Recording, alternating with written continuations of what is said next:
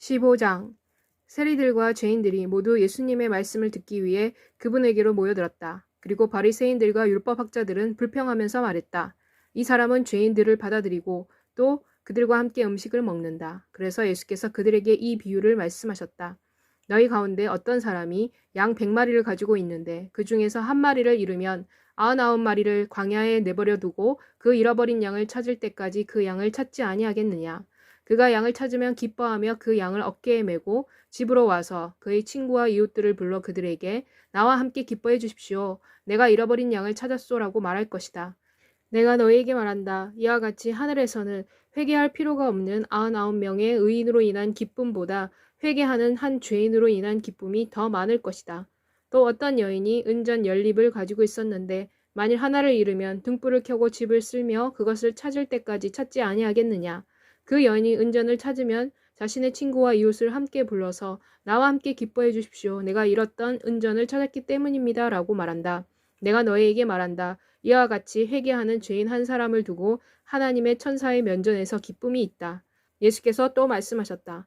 어떤 사람에게 두 아들이 있었다. 그런데 작은 아들이 그의 아버지에게 이렇게 말했다. 아버지, 재산 가운데서 나에게 돌아올 몫을 내게 주십시오. 그래서 아버지는 재산을 두 아들에게 나누어 주었다. 얼마 후에 작은 아들이 자기 것을 모두 가지고 먼 나라로 가서 그곳에서 방탕한 생활을 하면서 그의 재산을 허비했다.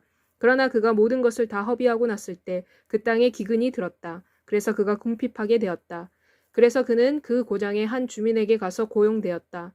그 사람은 그를 자기의 들로 보내어 돼지를 치게 했다. 그는 돼지들이 먹는 열매로 배를 채우기를 바랐지만 그에게 무엇이든지 주는 사람은 아무도 없었다. 그가 정신이 들자 그는 이렇게 말했다. 내 아버지가 고용한 그 많은 종들은 먹을 것이 남아 도는데 나는 굶어 죽는구나. 내가 일어나서 내 아버지에게로 가서 이렇게 말할 것이다. 내가 하늘과 아버지께 죄를 지었습니다. 나는 더 이상 아버지의 아들이라고 불릴 가치가 없습니다. 나를 당신이 고용한 종의 하나로 삼아 주십시오.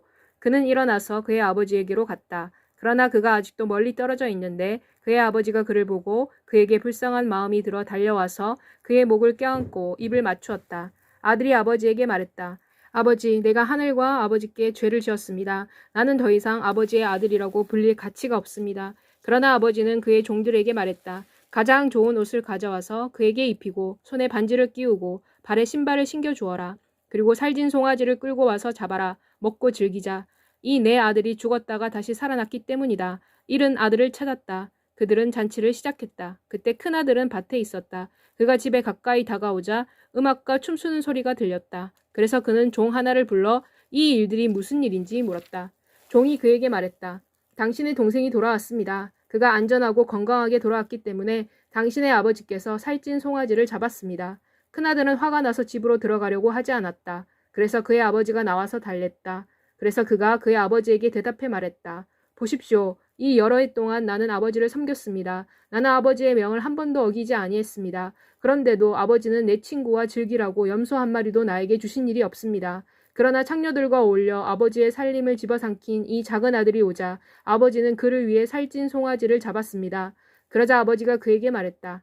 아들아, 너는 항상 나와 함께 있다. 내가 가진 것은 다 내 것이다. 내 동생은 죽었다가 다시 살아났으며 잃었다가 찾았다. 그러니 우리가 즐거워하고 기뻐하는 것이 마땅하다.